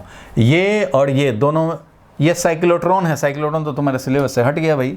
इधर साइक्लोट्रॉन है, ये साइक्लोट्रॉन है, और इधर है हमारा वेलोसिटी सिलेक्टर, वो मैं दिखा रहा हूँ। और ये मैं पीडीएफ आपको दे रहा हूँ, ये है वेलोसिटी सिलेक्टर, न्यूमेरिकल में कई बार काम आ जाता है। और ये है साइक्लोट्रॉन। साइक्लोट्रॉन तो सिलेबस में फिर भी अलग से मेंशन होता है, वेलोसिटी सिलेक्टर मेंशन नहीं होता, बट कई बार क्वेश्चन में यूज हो जाता है, इसलिए मैं इसको बता देता हूँ। देखो भाई वेलोसिटी सिलेक्टर क्या होता है, छोटा सा पॉइंट है। वेलोसिटी सिलेक्टर ऐसा एक समझो बॉक्स है या ऐसा रीजन है, ऐसा स्पेस है जिसमें हम लोग एक विंडो यहाँ बनाया, एक विंडो यहाँ बनाया, और रूम है समझो। यहाँ से चार्ज पार्टिकल वेरियस स्पीड के, किसी के 2 मीटर पर सेकंड, किसी को 20 मीटर पर सेकंड, किसी को 3 मीटर पर सेकंड, किसी को 30 मीटर पर सेकंड से हम लोगों ने एक बीम ऑफ चार्ज, बहुत सारे चार्ज पार्टिकल हैं भाई, कोई कम चार्ज वैल्यू का है, कोई ज़्यादा चार्ज वैल्यू का है, किसी का स्पीड हमारा 2 मीटर पर सेकंड, किसी का 20, किसी का 13, किसी का कुछ वेलोसिटी हमने दे दिए और इस विंडो से एंटर कराया। और अंदर में रूम में ऐसा अरेंजमेंट रखा है जिससे कि इसमें से जो पर्टिकुलर वेलोसिटी वाला है, मान लो हमने सेट कर दिया 10 मीटर पर सेकंड, तो जो 10 मीटर पर सेकंड के होंगे वो इस नेक्स्ट विंडो से बाहर आएंगे। कितने स्पीड का बाहर आएगा, तो वो होता है E/B स्पीड वाला। मतलब जो इलेक्ट्रिक फील्ड या मैग्नेटिक फील्ड और इलेक्ट्रिक फील्ड दोनों अप्लाई करते हैं इस रीजन में, इस क्लासरूम में समझो, इलेक्ट्रिक फील्ड भी अप्लाई करते हैं, मैग्नेटिक फील्ड भी अप्लाई करते हैं, और इस तरह से अप्लाई करते हैं कि V = E/B वाला सेलेक्ट हो जाता है और बाकी सब रिजेक्ट हो जाता है। कुछ पार्टिकल इधर चले जाएंगे, कुछ इधर चले जाएंगे, और इस होल से नहीं निकल पाएंगे। इस होल से वही निकलेगा जिसका स्पीड E/B है, चाहे वो पॉजिटिव चार्ज हो या नेगेटिव चार्ज हो, E/B वेलोसिटी वाले सेलेक्ट हो जाएंगे, बाकी सब रिजेक्ट हो जाएंगे, इसलिए इसका नाम है वेलोसिटी सिलेक्टर। कैसे काम करता है वो जरा समझे। अभी तो समझा कि क्या काम करता है। वेलोसिटी सिलेक्ट करता है, स्पेसिफिक वैल्यू वाला वेलोसिटी को सिलेक्ट करता है। अगर E का वैल्यू डबल कर दें तो पहले 10 मीटर पर सेकंड वाला सिलेक्ट हो रहा था, B वही रखें, इलेक्ट्रिक फील्ड का वैल्यू डबल कर दिया तो ये V 20 हो जाएगा, अब E/B अब 20 हो जाएगा क्योंकि हमने इलेक्ट्रिक फील्ड को डबल कर दिया। तो जब ये 20 हो जाएगा तो 20 वाले सिलेक्ट होंगे और कम ज़्यादा वाला नहीं सिलेक्ट होंगे। जो भी ज़्यादा होगा वो भी नहीं सिलेक्ट होगा, कम वाला भी सिलेक्ट नहीं होगा। तो कैसे काम करता है वेलोसिटी सिलेक्टर, तो ये भी चार्ज का मोशन पे, कॉन्सेप्ट पे बेस्ड है। कैसे काम करता है वो ज़रा समझो। इसमें अगर मैं बोलूँ कि इसमें मैंने मैग्नेटिक फील्ड सेट कर दिया है क्रॉस डायरेक्शन में, अगर क्रॉस डायरेक्शन इसमें है, रूम के अंदर है, बाहर छोड़ो, इस स्पेस के अंदर है मैग्नेटिक फील्ड ऐसे क्रॉस डायरेक्शन में, तो बताओ जो भी चार्ज पार्टिकल एंटर करेगा उस पर मैग्नेटिक फोर्स किधर लगेगा, उस पर मैग्नेटिक फोर्स किधर लगेगा, जो V है ये V है और क्रॉस में है मैग्नेटिक फील्ड, क्रॉस में है मैग्नेटिक फील्ड, तो भैया क्रॉस में मैग्नेटिक फील्ड है ऐसे, तो V क्रॉस B करेंगे तो V क्रॉस B किधर आएगा, अपवर्ड आएगा, नहीं आएगा, V क्रॉस B अपवर्ड आएगा। देख लो V है ये, B है ये, समझो ये हॉरिजॉन्टल प्लेन है, तो V अगर इधर हो, एक्स एक्सिस है समझो, ऐसे समझो ये Y एक्सिस है और ये समझो Z एक्सिस है। ध्यान देना, ये पहले भी ऐसा डायग्राम शायद मैंने 1-2 क्लास पहले भी दिखाया था। ऐसे 3 डायमेंशनल डायग्राम बना के तुम्हें दिखा रहा हूँ। ये है V और ये है B, क्रॉस में है B, मतलब ये है, यहाँ तुम हो ऑब्जर्वर, तुम मान लो यहाँ से देख रहे हो, ध्यान देना, तुम यहाँ से देख रहे हो भाई, यहाँ से देख रहे हो, देखा तुमने V इधर है, B इधर है, V क्रॉस B करेंगे तो क्या मिलेगा? इस डायरेक्शन में मिलेगा फोर्स, बोलो मिलेगा कि नहीं? अरे थंब भी रख के राइट हैंड रूल से भी देखो, V से B की तरफ जा रहा है, ये आपस में है परपेंडिकुलर, तो V cross B upward direction में लग रहा है। हमारा ये क्लासरूम है या स्पेस है, इसमें बहुत सारे पार्टिकल आएंगे। अब इस पे एक चार्ज है, ये मैंने बोला कि क्रॉस में मैग्नेटिक फील्ड अगर इस रीजन में हमने सेट कर रखा है मैग्नेटिक फील्ड क्रॉस में, तो ठीक है भाई, क्रॉस में मैग्नेटिक फील्ड है और V हमारा ऐसे जाएगा तो इस पर फोर्स लगेगा मैग्नेटिक अपवर्ड डायरेक्शन में, फोर्स मैग्नेटिक हो गया अपवर्ड डायरेक्शन में। ये है वेलोसिटी, पॉजिटिव है चार्ज। अगर मैं बोलूं कि इस रीजन में मैंने एक इलेक्ट्रिक फील्ड भी अप्लाई कर दिया, ऐसे uniform electric field in the downward direction, uniform electric field in the downward direction, बोलो क्लियर है यहाँ तक? हमने डाउनवर्ड डायरेक्शन में इलेक्ट्रिक फील्ड अप्लाई कर दिया और ये जो चार्ज था इसका वेलोसिटी था राइटवर्ड, तो V cross B magnetic force तो उधर लगा, लेकिन इलेक्ट्रिक फोर्स तो डाउनवर्ड में लगेगा भाई। ये इलेक्ट्रिक फोर्स जो हमारा लगेगा वो डाउनवर्ड में लगेगा। अगर इलेक्ट्रिक फोर्स का value equal to magnetic force हो जाए, मैग्नेटिक फोर्स जो कि Q into V cross B, तो B तो ऐसे है, V क्रॉस B और ये 90 डिग्री पे है, ये मैग्नेटिक फील्ड यहाँ पे 90 डिग्री पे है, तो V क्रॉस B इधर आया था, QVB sine 90 degree, it means QVB। अच्छा भाई, तो अगर हमारा if electric force is equal to magnetic force हो जाए, then net force will become 0। बोलो भाई, अगर ये हो जाएगा तो नेट फोर्स क्या हो जाएगा? 0।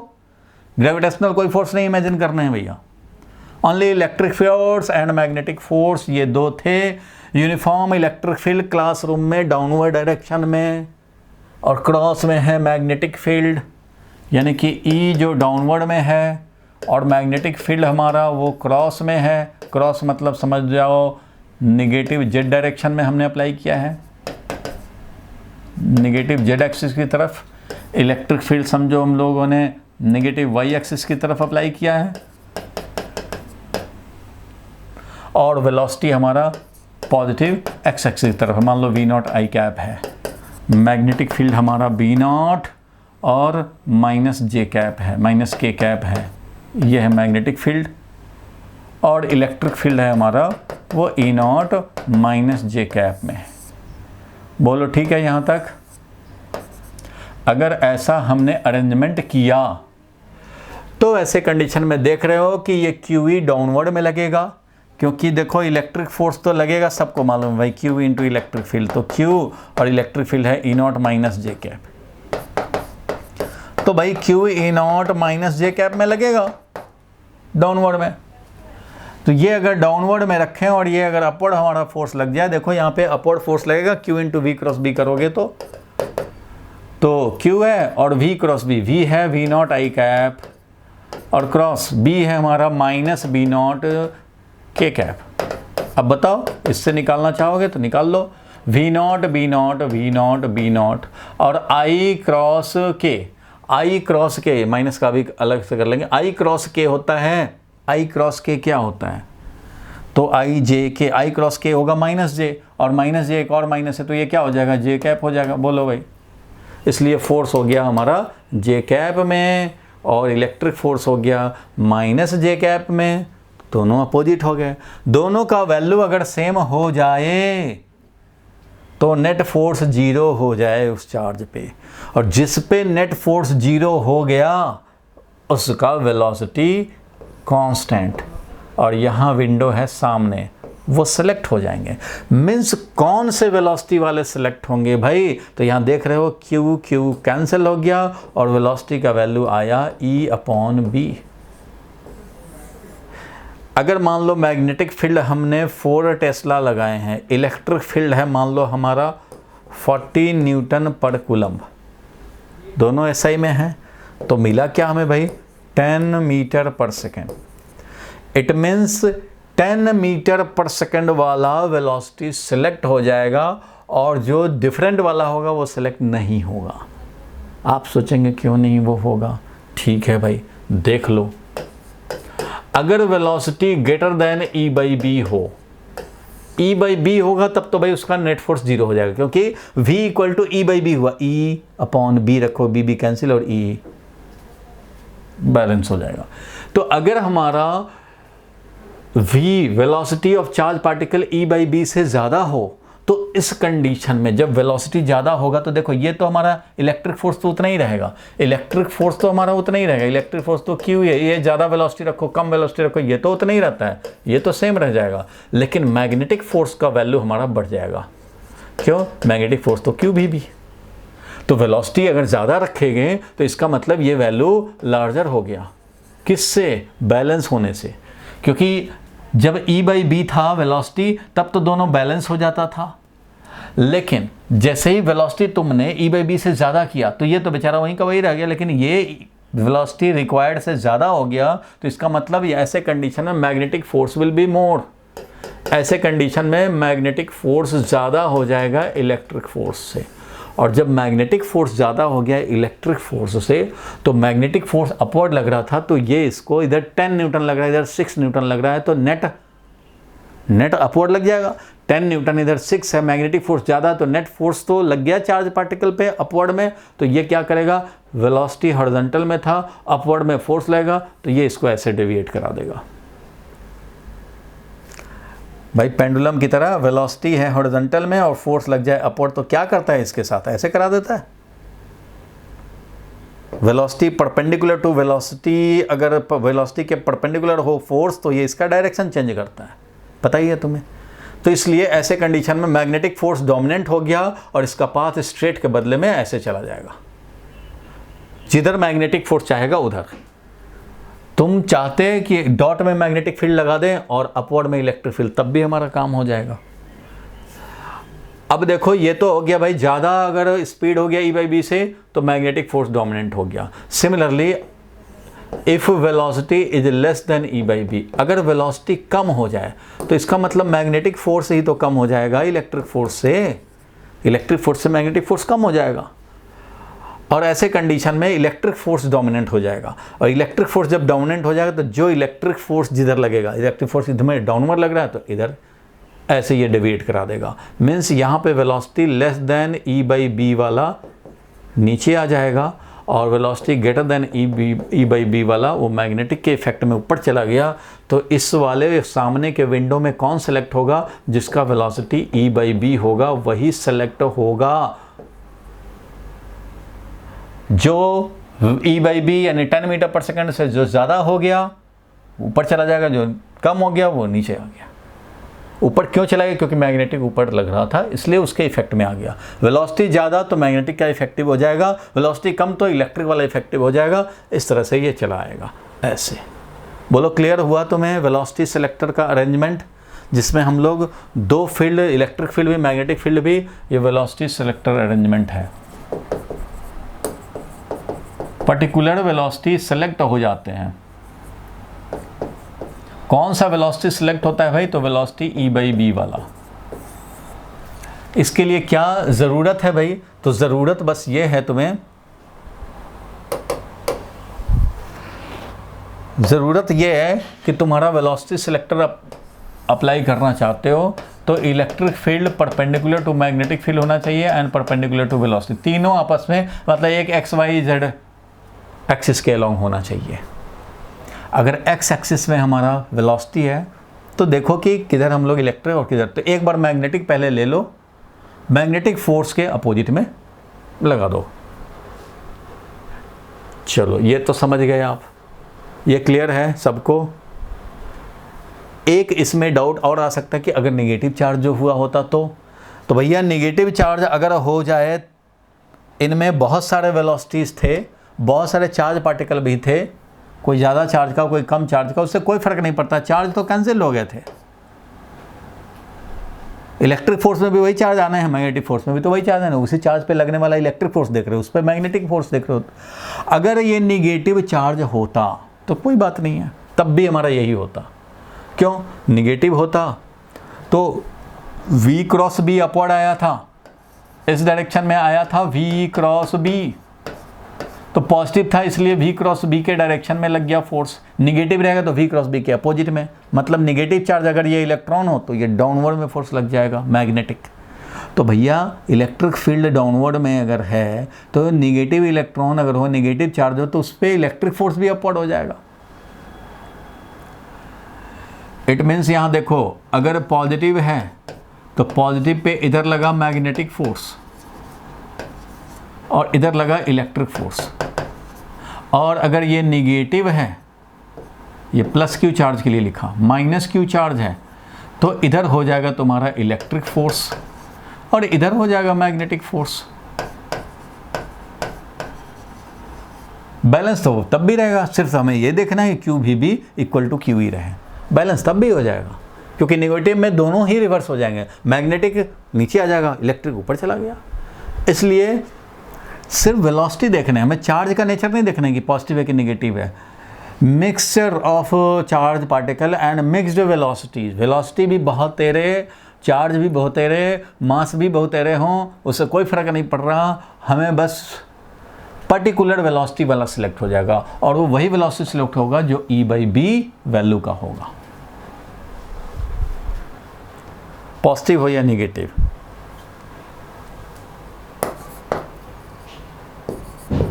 इसको लिख लो भाई, all charges positive and negative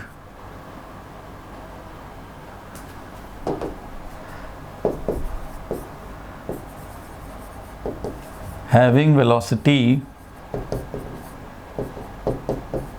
E/B will be selected, will be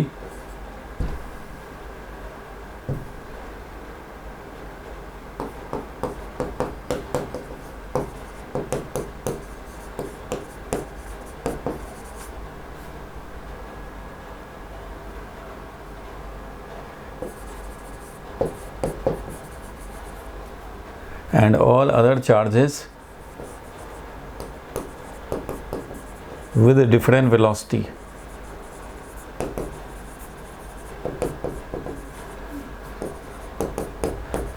will be filtered out। समझ गए भाई वेलोसिटी सिलेक्टर का कॉन्सेप्ट, और बाकी वेलोसिटी सब फिल्टर आउट हो जाएंगे। क्लियर है यहाँ तक?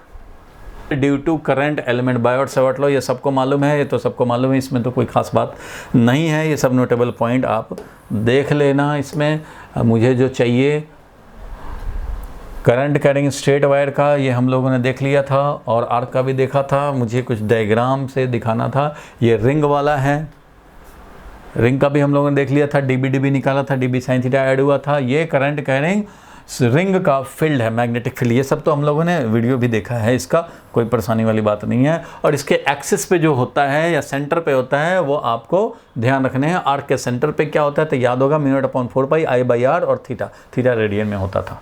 ठीक है, ये सब हम लोगों ने देखा था। और ये एम्पियर्स सर्किटल लॉ, ये आप सबको मालूम है, इसका हम लोगों ने एप्लीकेशन भी देखा था और ग्राफ भी देखा था। अगर ये सॉलिड सिलेंडर में through out the cross section से अगर करंट जा रहा हो तो याद होगा B डायरेक्टली प्रोपोर्शनल और बाहर में इन्वर्सली प्रोपोर्शनल। ये सब हम लोगों ने डिराइव किया था, ऑब्टेन भी किया था। हाँ भाई, सोलेनॉइड का, तो सोलेनॉइड में एक नोटेबल पॉइंट है, आप नोट कर ले सकते हैं।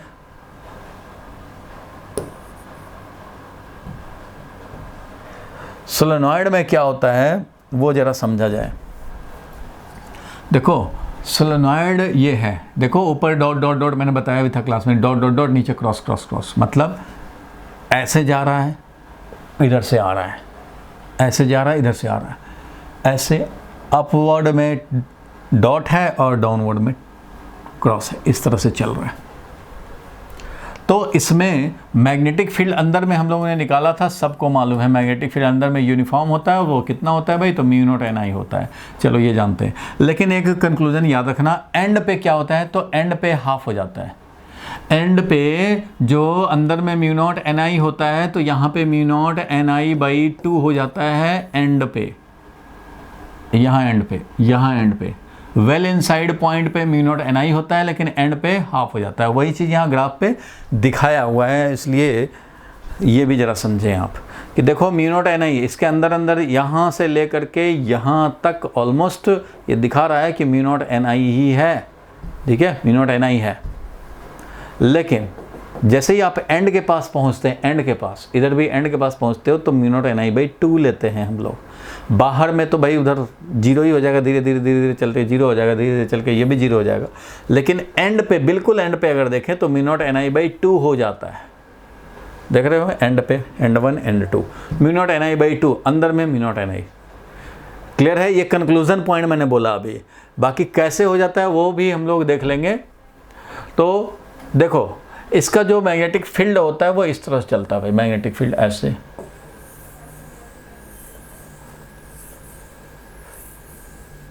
इस तरह से इसका भी मैग्नेटिक फील्ड चलता है भाई।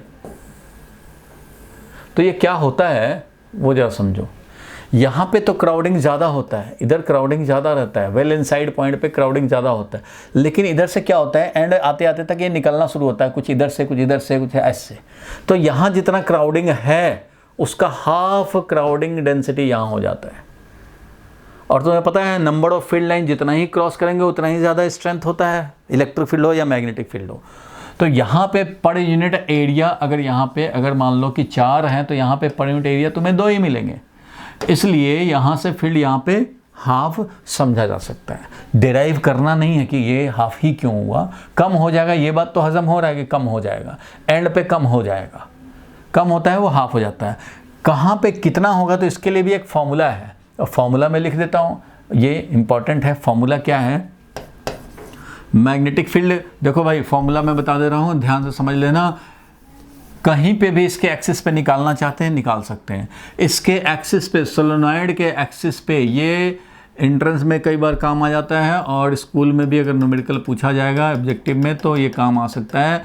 वेल इनसाइड पॉइंट पे तो म्यू नॉट NI होता है, लेकिन किसी और पॉइंट पे क्या होगा, तो किसी और पॉइंट P पे अगर जानना चाहते हो, ध्यान देना, इस एक्सिस पे ही P पॉइंट कहीं ले सकते हैं, यहाँ ले सकते हैं, यहाँ ले सकते हैं, यहाँ एंड पे भी ले सकते हैं।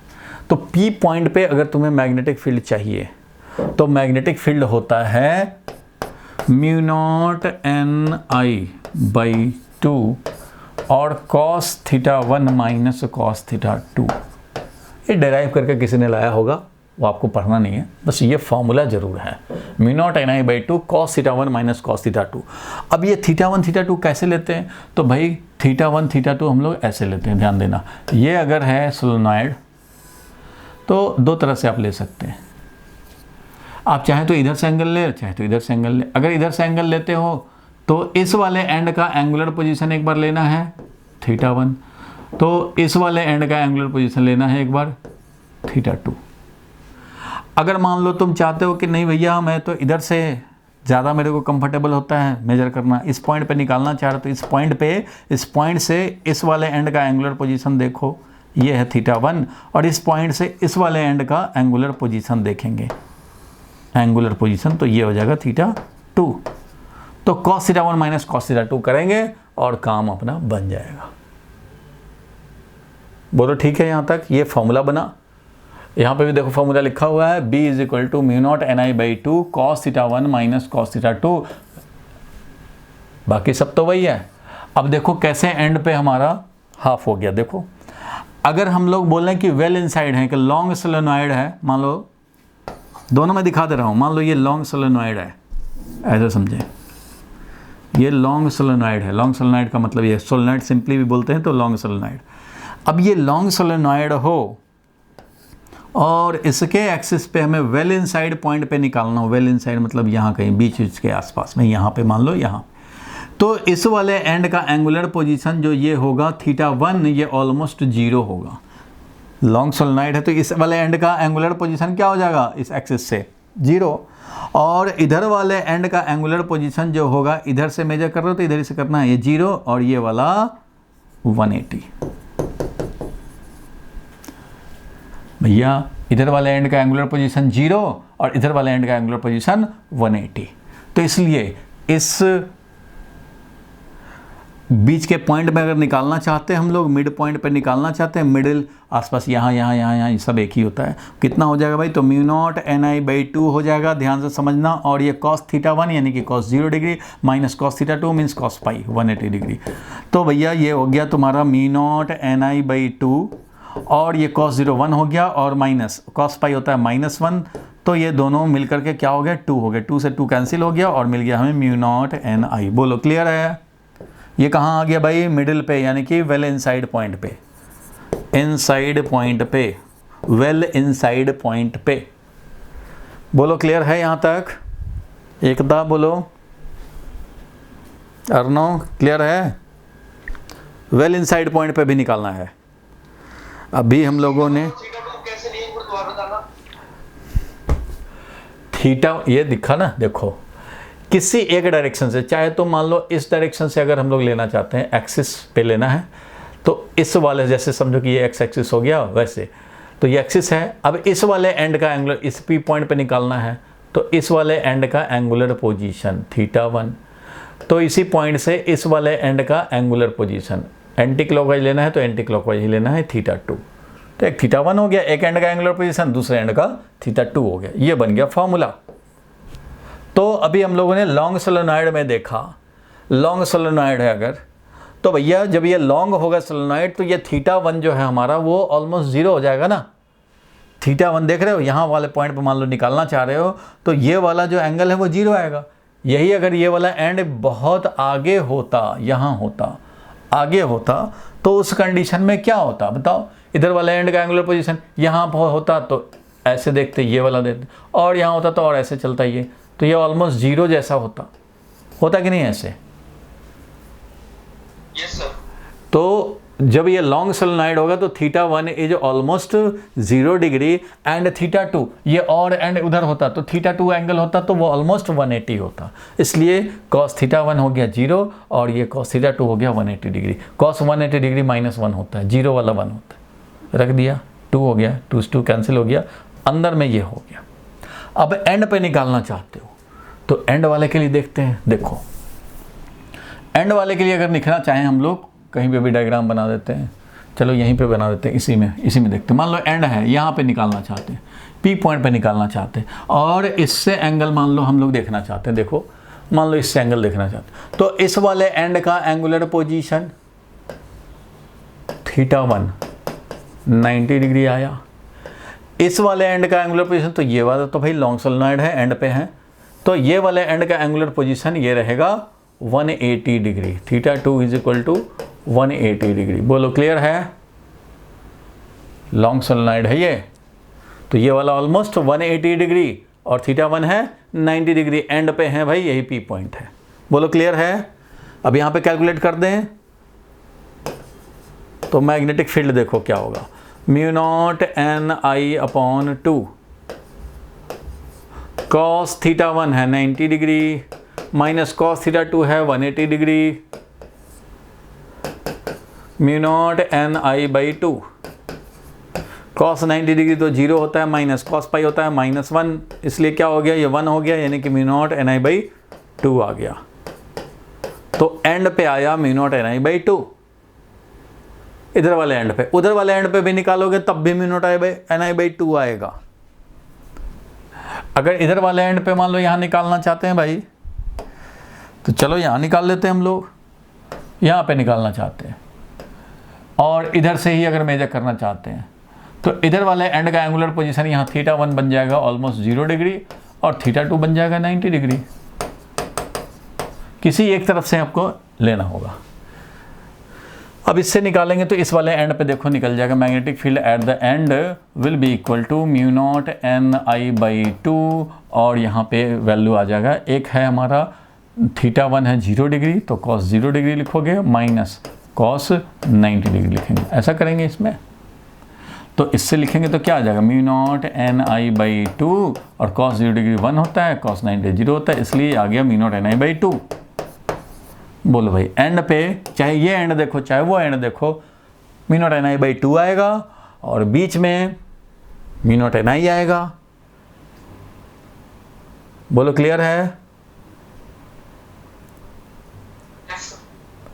तो वही चीज यहां देखो कंक्लूजन पॉइंट लिखा हुआ है, वही कंक्लूजन पॉइंट यहां पे लिखा हुआ है। इसको हटा रहा हूं मैं। देखो, magnetic field on the axis point inside the solenoid mu naught N I by to cos theta 1 minus cos theta 2, ये फॉर्मूला हो गया mu naught N I by to. और ये देखो लेंथ इज इनफाइनाइट, मतलब लॉन्ग सोलेनॉइड हो तो ऐसे, एक 0 आ गया, 180 आ गया, म्यू नॉट एन आई आ गया। Magnetic field at the and point, long solenoid तो है बट एंड पॉइंट पे पहुंच गए हैं तो mu naught N I by two आया। Magnetic field outside the volume, तो भाई इसके आउटसाइड में तो 0 होता है फील्ड, आउटसाइड में तो 0 होता है, याद होगा सोलेनॉइड के जस्ट आउटसाइड, लैटरली आउटसाइड तो 0 रहता है, आउटसाइड 0, ये लिखा हुआ है। टोरॉइड में भी वैसे ही आगे लिखा हुआ है। तो खैर ये तो आप जानते हैं। यहाँ डायग्राम में देखो टोरॉइड, यहाँ देखो दिया हुआ डॉट मतलब आया, क्रॉस में से गया, ऐसे करके R1 R2 अलग अलग होते हैं रेडियस, तो मीन रेडियस हम लोग लेते हैं। ठीक है, ये सब आप समझते हैं, मीन रेडियस हम लोग लेते हैं। अच्छा, ये है force on parallel current carrying wire, एक में I1 एक में I2। तो इस कंडीशन में अट्रैक्टिव फोर्स लगता है, बताया था। अपोजिट डायरेक्शन होगा तो रिपल्सिव फोर्स लगेगा। ये DF से फोर्स दिखा रहा है, डायरेक्शन दिखा रहा है, कोई बात नहीं है। और हम लोगों ने निकाल लिया था, ये सब तो हम लोगों ने किया था भाई। क्या था? तो वो था mu naught I1 I2 upon 2 पाई d, force per unit length. DL length में निकाल लिया और DL से फिर डिवाइड कर देंगे, फोर्स पर यूनिट लेंथ मिल जाएगा। ठीक है, ये सब हम लोगों ने देख लिया था। अच्छा, अभी जो हम लोगों ने थोड़ी देर पहले डिस्कस किया था कि किसी वायर को हम लोग चाहें तो एयर में इक्विलिब्रियम में रख सकते हैं, इस पर सिर्फ मैग्नेटिक फोर्स अपवर्ड अगर लग जाए तो ये वेट फोर्स को बैलेंस कर सकता है। तो वही चीज़ यहाँ पे देखो क्या है, टॉपिक एप्लीकेशन है equilibrium of free wire. Equilibrium of free wire जल्दी से देख लिया जाए इसको। तो इसमें क्या दिखाया गया है, देखो अपर वायर इज फ्री, अगर अपर वायर यहाँ पे फ्री हो तो इसका मतलब ये हो गया, देखो इस पे जो फोर्स लगेगा magnetic force must be equal to gravity force. Gravity force जो डाउनवर्ड है ये वेट फोर्स है और ये हमारा मैग्नेटिक फोर्स है। तो इसमें देखो ये है करंट कैरिंग वायर, जिसमें कि देखो इस डायरेक्शन में करंट कर रहा है, I into L cross B. B का डायरेक्शन दिया होगा कहीं, बी का डायरेक्शन नहीं दिया, कोई बात नहीं है। अगर बी का डायरेक्शन ऐसा ले कि मैग्नेटिक फोर्स हमारा ऊपर लगे, तो भैया ये अगर एल है तो वह बी हमें लेना पड़ेगा डॉट में, तभी एल क्रॉस बी होगा। याद होगा, राइटवर्ड अगर फील लेते हैं क्रॉस में लेते हैं तो अपवर्ड लग जाता है। यहाँ इस डायरेक्शन में है, आई इंटू एल क्रॉस बी करोगे, यहाँ पे बी अगर ऐसा लिया हमने तो एल क्रॉस बी करके देखोगे, ये एल है और बी हमारा अपनी तरफ है डॉट में, तो एल क्रॉस बी करेंगे, एल से बी की तरफ घुमाएंगे, ये अपवर्ड पाएंगे। ठीक है, एल क्रॉस बी करेंगे तो ये अपवर्ड में हमें मिलेगा फोर्स। तो अगर इस वायर पे अपवर्ड मैग्नेटिक फोर्स लग गया, जो ये अपवर्ड मैग्नेटिक फोर्स जो लगेगा वो होगा QVB साइन 90 डिग्री। ये QVB चार्ज होता तो QVB, ऐसे करंट है तो ILB, L लेंथ है तो I into L initial final, यही है L initial final cross B। B हमारा इस डायरेक्शन में है भाई, इस डायरेक्शन में है B, X axis, Y axis, Z axis. तो इधर है तुम्हारा मैग्नेटिक फील्ड, Z एक्सिस की तरफ ही मैग्नेटिक फील्ड है, निगेटिव X डायरेक्शन में है करंट कैरिंग वायर। तो तुम बताओ जरा किधर इस पे लगेगा फोर्स। तो I into L cross B करेंगे तो अपवर्ड में होगा, अपवर्ड में फोर्स लगा और नीचे में लगेगा हमारा वेट फोर्स। ये दोनों अगर इक्वल हो जाएं तो हमारा बात बन जाएगा। तो अपवर्ड फोर्स जो लगा, magnetic force is equal to gravitational force, तो QVB, ये QVB लिख रहे हैं, ILB लिखेंगे, करंट कैरिंग वायर है, ILB इज इक्वल टू, यहाँ पे हो गया M इंटू जी। ठीक है, अगर इस पूरे वायर का मास अगर M हो तो mg। अब इसमें अगर इस वायर का लैम्डा है मास पर यूनिट लेंथ, लैम्डा क्या है, अगर ये मास पर यूनिट लेंथ, कई बार मास पर यूनिट लेंथ के टर्म में दे दिया जाता है, तो अगर ये lambda mass per unit length है तो फिर मास हो जाएगा हमारा लैम्डा इंटू टोटल लेंथ, बोलो होगा ना, mass of the wire is lambda into L.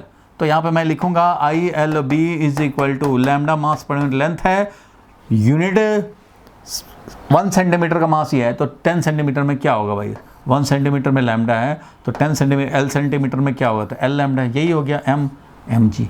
Means L L यहाँ से कैंसिल हो जाएगा और यहाँ से हमें मिल जाएगा कि मैग्नेटिक फील्ड, अगर तुम्हें चाहिए कि कितना मैग्नेटिक फील्ड अप्लाई करें कि ये इक्विलिब्रियम बन जाए, तो मैग्नेटिक फील्ड लगेगा lambda G divided by I. इतना मैग्नेटिक फील्ड लगाओ और इसको फ्लोटिंग कराओ। देखो यहाँ पे क्या किया है, upper wire is free, upper wire free हो जाएगा, अपर वायर हमारा फ्री हो गया। मान लो अपर वायर फ्री है, लोअर वायर यहाँ पे फिक्स कर दिया हुआ है, दो तरह से बना हुआ है। ये कॉन्सेप्ट थोड़ा सा अलग है, थोड़ा सा ये अलग है। ये कौन सा कॉन्सेप्ट बता रहा है, इसमें 2 वायर लिए हुए हैं। पहले अभी जो मैंने बताया ये समझ गए कि किसी मैग्नेटिक फील्ड में, ध्यान देना, किसी मैग्नेटिक फील्ड में हम लोगों का इक्विलिब्रियम पे क्वेश्चन आता है तो ऐसे काम करेंगे। फ्लोटिंग कंडीशन लाना है तो mg should be counter balance by magnetic force. तो मैग्नेटिक फोर्स से हमने mg को बैलेंस किया, और कभी कभी पूछ देगा कि कितना मैग्नेटिक फील्ड अप्लाई करना पड़ेगा, तो भैया ये काम करने होंगे। बोलो ये क्लियर हुआ, ये क्लियर हुआ। इसका जो प्रिंटेड है उसको छोड़ो, जो मैंने बताया वो क्लियर है। Yes, sir. Any current carrying wire, current हमारा इधर जा रहा है, नीचे वाला का छोड़ दो, अभी करंट मान लो ऐसे जा रहा है, हमने मैग्नेटिक फील्ड डॉट डायरेक्शन में लगाया, डॉट डायरेक्शन मैग्नेटिक फील्ड लगाया सच दैट कि इधर करंट है तो इस पर मैग्नेटिक फोर्स अपवर्ड लगे। भाई हमें फ्लोटिंग कंडीशन में लाने हैं तो सिंपल सा मतलब है कि अपवर्ड में मैग्नेटिक फोर्स चाहिए, क्योंकि डाउनवर्ड में ग्रेविटी फोर्स रिजर्व है, वो तो ग्रेविटी डाउनवर्ड ही रहेगा। अपवर्ड उतना ही वैल्यू लगा दो तो इक्विलिब्रियम में रहेगा। यही तो हम लोग मिल्किंस ऑयल ड्रॉप एक्सपेरिमेंट में भी किए थे, mg को QE फोर्स से बैलेंस करके फ्लोटिंग कंडीशन में लाए थे, याद होगा। तो अभी क्या करना है, करंट कैरिंग वायर है, इसका mg पे मैग्नेटिक फोर्स लगा देना है ILB, और तब ले आओ फ्लोटिंग कंडीशन। बात एक ही है, ये दोनों क्लियर है यहां तक। अगर मास नहीं दिया है, लैम्डा दिया है, तो लैम्डा को लिख देंगे, लैम्डा इंटू एल लिख देंगे, मास आ जाएगा। ये तो क्लियर हो गया, बोलो ठीक है। 2 मिनट और क्लास लगेंगे। चलो ये मैं हटा रहा हूं भाई, ये समझ गए। अब जरा जो प्रिंटेड है उसको मैं समझा रहा हूं। यहां प्रिंटेड वाले में क्या है कि 2 वायर है, करंट वायर। एक करंट वायर इधर है जो फिक्स्ड है I1, एक करंट ये है जो यहाँ फ्री है, इसको हमने फिक्स कर दिया है, टाइट कर दिया है, इसको एयर में रखेंगे। तो भैया इस दोनों का अगर इक्विलिब्रियम, अब इसको फ्लोटिंग कंडीशन में लाना है तो यहाँ पे क्या चाहिए हमें, तो एक तो ग्रेविटी फोर्स लगेगा, और ये वाला जो है, अब मैग्नेटिक फोर्स अलग नहीं लगा है, इसका मैग्नेटिक फोर्स में ये, तो इन दोनों वायर में इसके फील्ड में ये जाएगा तो रिपल्सिव फोर्स लगेगा, तभी ऐसा होगा। और रिपल्सिव फोर्स लगने का मतलब है अपोजिट डायरेक्शन में करंट। याद होगा, 2 पैरेलल वायर, अपोजिट डायरेक्शन में करंट तो रिपल्सिव फोर्स, सेम डायरेक्शन में करंट तो अट्रैक्टिव फोर्स। तो अगर इसके नीचे हमने फिक्स्ड वायर रखा है तो इसको फ्लोटिंग करने के लिए हमें अपवर्ड फोर्स लगाने पड़ेंगे। तो अपवर्ड फोर्स कब लगेगा, जब अपोजिट डायरेक्शन में रहे। तो एक में डाउनवर्ड है तो दूसरे में, एक में लेफ्टवर्ड है तो दूसरे में अपवर्ड रहे। अब इससे ये फोर्स जो लगता है per unit length, magnetic force per unit length is equal to gravity force, weight force per unit length, तो ये बैलेंस हो जाएगा। फॉर इक्विलिब्रियम हम लोग पर यूनिट लेंथ फोर्स को इक्वेट कर दें तो हो जाएगा सबके लिए। तो यूनिट वाले का वेट तो हो जाएगा लैम्डा जी, मास पर यूनिट लेंथ लैम्डा जी, और फोर्स पर यूनिट लेंथ का हम लोगों को मैग्नेटिक में पता है। जब 2 वायर से हम लोग कर रहे हैं, म्यू नॉट याद होगा I1 I2 divided by 2 pi d, याद है magnetic force between 2 parallel wire पर यूनिट लेंथ, याद है ना। ये mu naught I1 I2 divided by 2 pi d, 2 parallel wire हों तो इसमें फोर्स यही लगता है भाई। दोनों एक डायरेक्शन में तो अट्रैक्शन, दोनों अपोजिट में तो रिपल्सन, हमें रिपल्सन ही तो कराने हैं। इसलिए अपोजिट डायरेक्शन रखा है। तो फिक्स्ड वायर इधर हम लोगों ने फिक्स कर रखा है, इसको फ्लोटिंग कराना है तो अपोजिट डायरेक्शन में करंट लेने होंगे और ये वैल्यू हो जाएगा। यहाँ देखो यही चीज़ लिखा हुआ है, mu naught I1 I2 upon 2 pi D, D के बदले में h रखेंगे। अगर h हाइट पे हमें इक्विलिब्रियम करना है तो h हाइट रखा और is equal to lambda into G, यानी mass per unit length into जी, ये लिख दिया। स्टेबल इक्विलिब्रियम कंडीशन बन जाएगा। Upper wire is free. तो अगर मान लो ऊपर वाला ही वायर फिक्स कर दें, लोअर वाला अगर हमारा फ्री कर दें, तो इस पर भी अपवर्ड फोर्स चाहिए। तो इसके लिए इसको अट्रैक्ट करना पड़ेगा, इस वाले फिक्स्ड वायर को इसको अट्रैक्ट करना पड़ेगा। तब कैसे अट्रैक्ट करेगा भाई? तो एक ही डायरेक्शन में करंट रखो, जिसमें फिक्स्ड है उसी डायरेक्शन में करंट रखो, तो क्या होगा? इस पर फोर्स लग जाएगा, यही वाला फोर्स लगेगा, mu naught I1 I2 divided by 2 pi D, 2 pi D मतलब यही वाला डी या एच बोले, and this will be equal to lambda into G. तो बात तो वही है, इसमें भी करने हैं, इसमें भी वही काम करने हैं। बोलो ठीक है, क्लियर है? फील्ड दिया है तो मैग्नेटिक फोर्स ऊपर चाहिए, दो वायर है तो फिक्स्ड वायर इस पे, फ्री वायर पे अपवर्ड फोर्स लगाए, बस यही है। अगर हमारा फिक्स्ड नीचे है तो भी ये फ्री वायर पे अपवर्ड फोर्स लगाए, फिक्स्ड ऊपर है तो भी इस फ्री वायर पे अपवर्ड फोर्स लगाए, ऐसा चाहिए, तभी तो बैलेंस होगा। और अगर ये फिक्स्ड ऊपर है और फ्री नीचे है तो अपवर्ड फोर्स लगाने के लिए अट्रैक्शन करने पड़ेंगे, और ये ऊपर है फिक्स्ड वाला नीचे है तो इसको रिपल्सन करना पड़ेगा। फोर्स का वैल्यू इतना ही होगा।